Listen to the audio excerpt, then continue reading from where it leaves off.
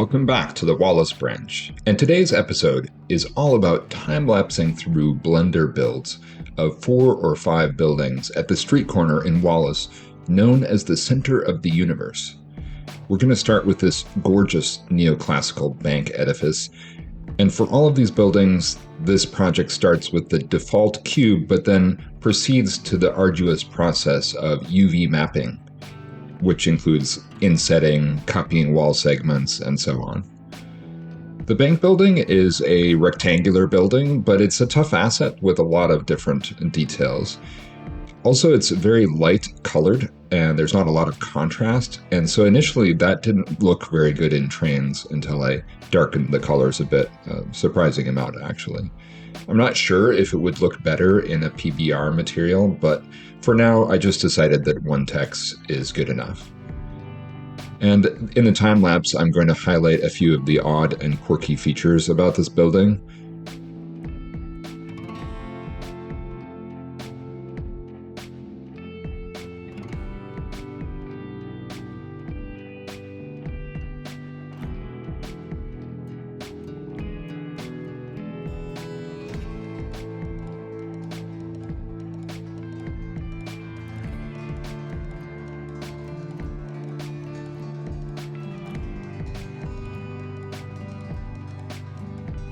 This is also one of my first time doing a cornice like this, and I found this one particularly tedious given that all the texturing that goes into these cornices is not just a flat material.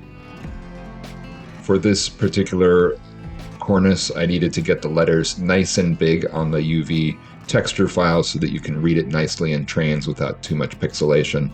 I think it's something that might look better in PBR, but again, I didn't feel that this asset necessarily needed to go that far. I also replaced the doors to make them more venerable looking, like the originals might have been. Definitely a very solid looking building.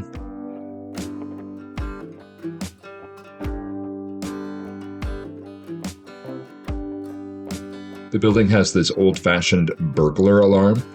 I went online and found a bunch of examples of this. Apparently it's not that unique, but I've never seen one in real life.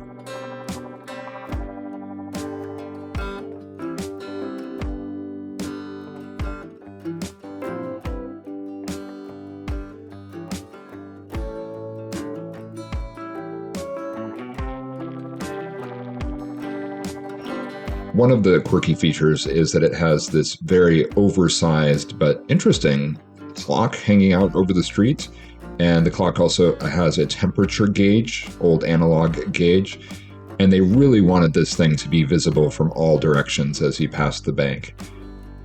For the dials, they're obviously going to be stuck in position permanently. After creating the asset, I did come back and add a layer of M.dot glass to make this particular clock surface a bit reflective and translucent. And then for the metal frame, I used PBR Painter to give that a little bit of edge wear and metallicity. But honestly, you can hardly tell with the final result that it's not just a plain copper color.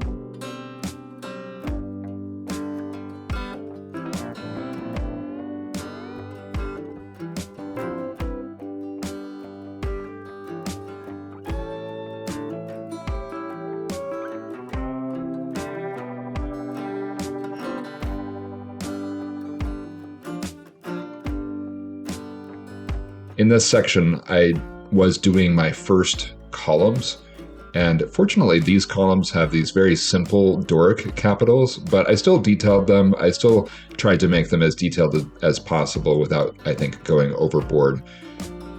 Incidentally, initially when I did this, the way cylinders work in Trainz, you can really see the seams or the edges between the different flat faces of the columns.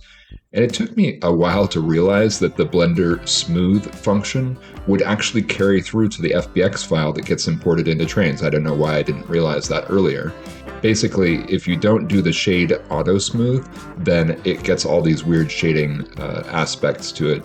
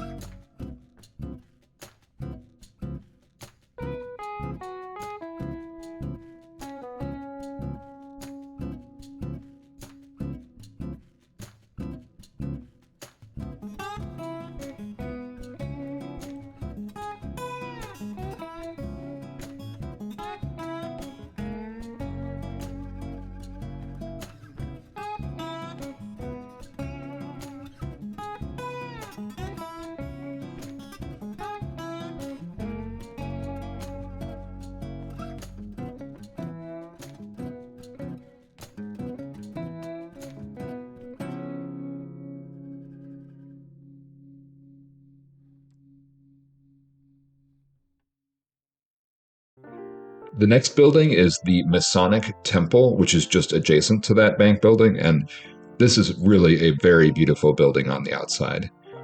It has an interesting history of commercial tenants on the ground floor, and I went with this older image because the lighting on the front seemed better, but I know that this is not the way the building appears currently. It also used to be a J.C. Penney at one time. Anyway, about the Masonic Temple, it's interesting that Wallace has so many of these clubhouse buildings. There's an Elks building, but actually I think there's an earlier Elks building. There's an Eagles, and then, of course, this Masons.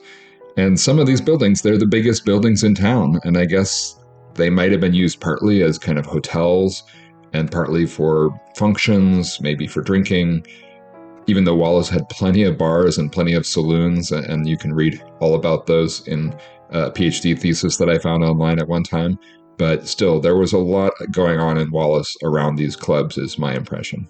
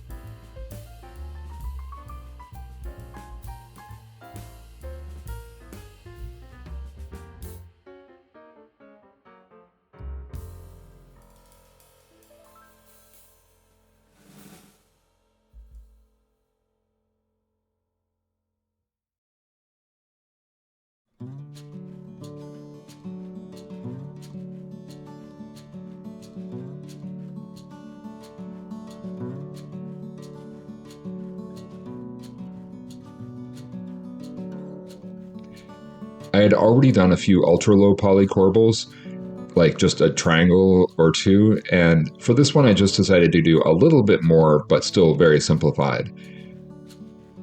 So I started with just a cylinder for the scroll at the top, and then I did kind of a ring shape for the wreath that seems to hang down from that corbel. Later, I did a nice scrolled corbel on the public library of Wallace, which is very high poly, but for this type of detail way in the back, not even facing the tracks, I don't think that too many people are going to look at it. I don't think that I will really look at it that often. So I think doing it in a medium poly way is fine.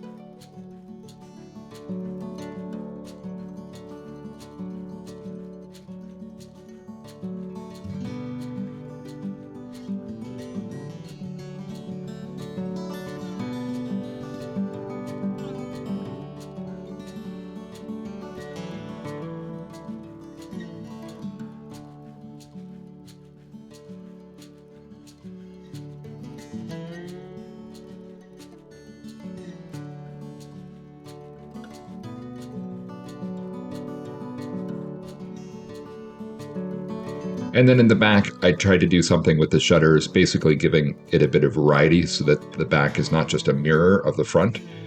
The backs of buildings are tough because they're often in a different material and they're often heavily weathered, and that can make it look pixelated if you don't put a lot of detail into it. And it also makes it look like the building is somehow, maybe you took a shortcut and it's mixed and matched materials that don't match very well. I think it looks better, honestly, having a unified whole, even if that's not the realistic choice.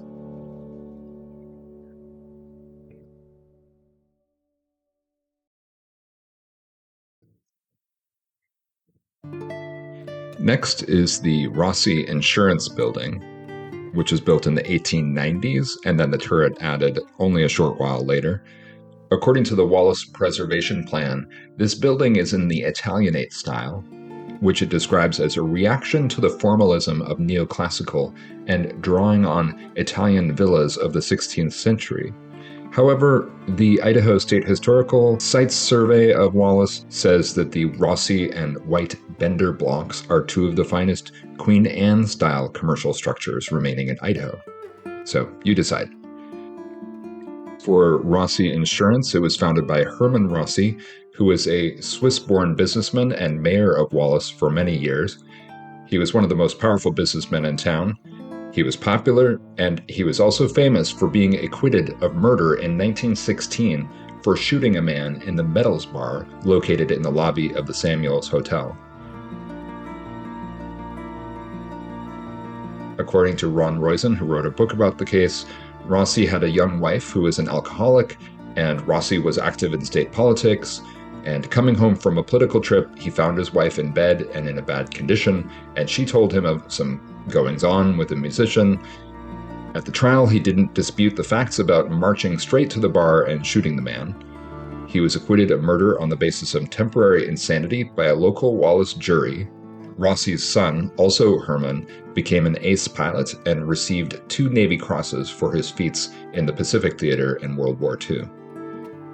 This building is fantastic. It's one of the oldest in town. It's really cute, and it has this wonderful little turret with a pointed top and a prominent flagpole.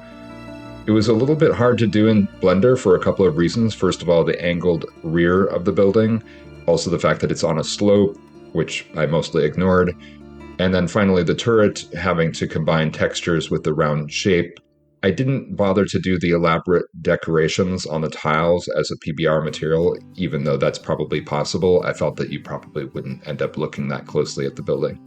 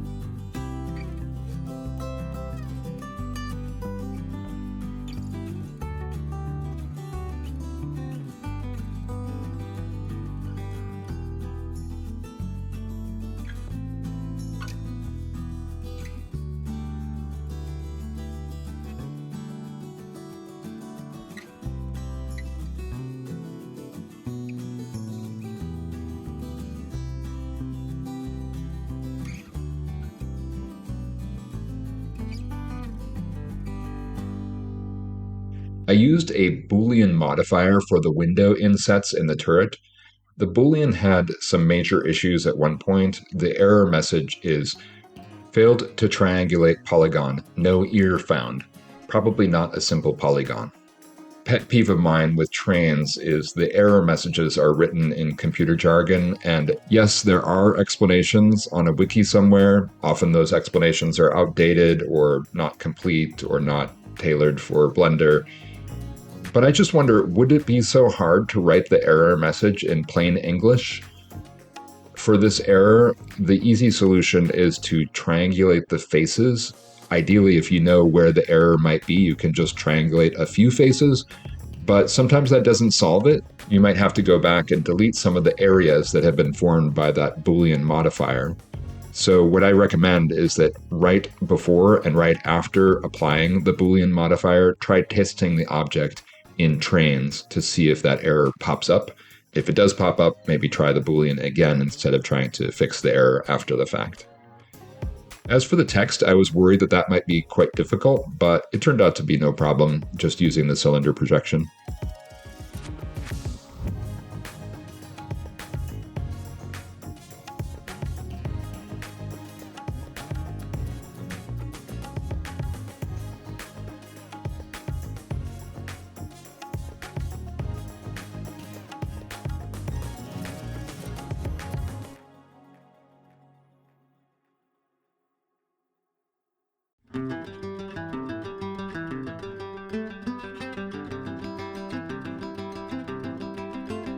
The next asset is Johnson's Gems, also one of the oldest buildings in town, also Italianate, also from the 1890s, and also with a cute little turret. It's not quite as ornate as the insurance building, but it does have its charm. The Windows displays, I think, are awesome. I tried to include as much of those as possible without making them look two-dimensional and without making the windows translucent and then having to model the inside.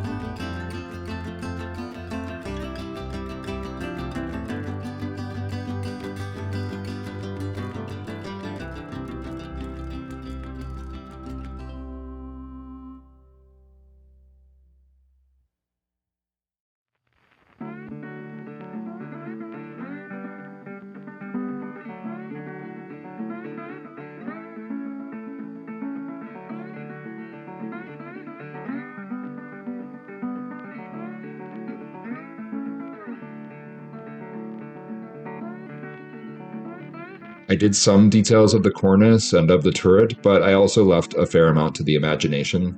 The details of this one are a little bit pixelated when you go up close, but it really doesn't show. And then finally, the real prominent feature of the building are the many hanging flags that give the building a nice 3D element.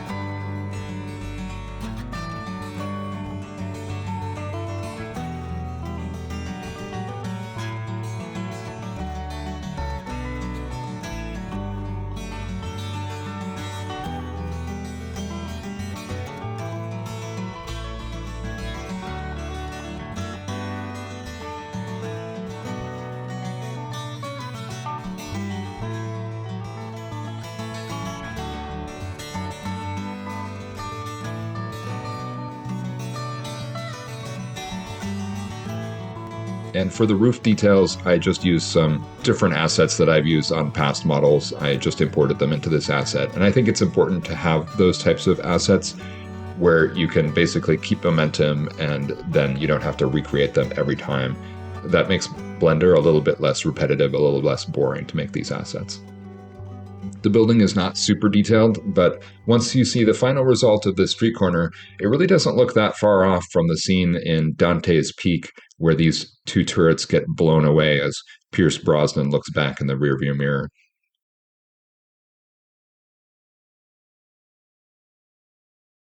The center of the universe, it used to be a location of the statue of the explorer John Mullen. There were these statues located in towns all along the Mullen Road, including in my hometown.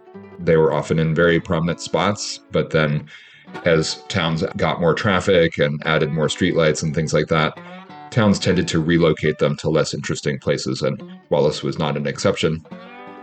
And of course, this is also the center of the universe. According to a website called mentalfloss.com, the residents of Wallace and other communities in the region had been battling the Environmental Protection Agency since 2002 over the safety of the region's soil. It came down to the residents saying the levels of naturally occurring lead sulfide were obviously not posing a health risk, as it had been there for thousands of years and generations of residents didn't suffer any ill effects. The EPA countered by saying that if the people couldn't prove the lead sulfide wasn't dangerous, then it must be as harmful as other forms of lead and must be removed. End quote. The center of the universe basically is a tongue-in-cheek response to that. Since nobody can prove Wallace isn't the center of the universe, it must be so. Hence this manhole cover and signage.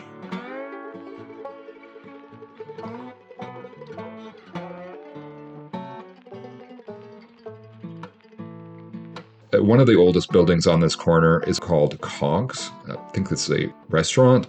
It has some great awnings, or at least it did in an earlier iteration.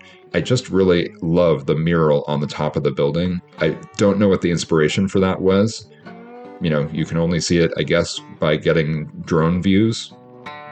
And then a little bit down the block, we have a museum. It's a really great Art Deco building. I initially thought that must have been like a movie theater, but actually it seems to have originally been a bakery.